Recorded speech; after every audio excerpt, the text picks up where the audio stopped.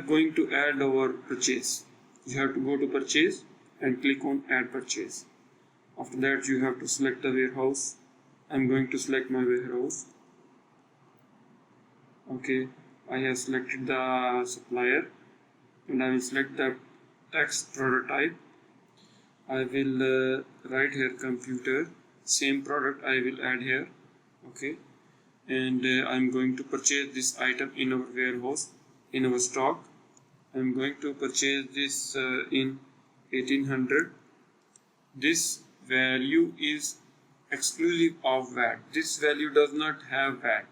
When you will go to the purchase, you have to write here the value without VAT.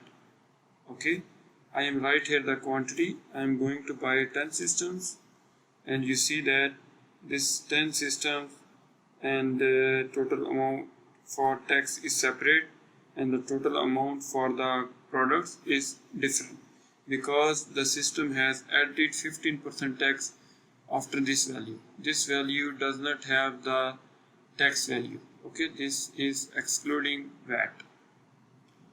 Now I'm going to submit that purchase. Now you can see here the payment is pending. Payment status is pending.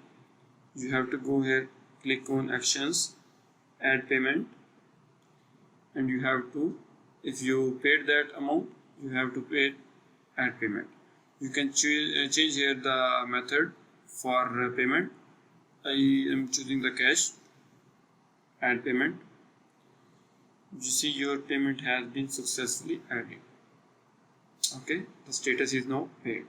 So this is how you can make purchase for your system. Thank you.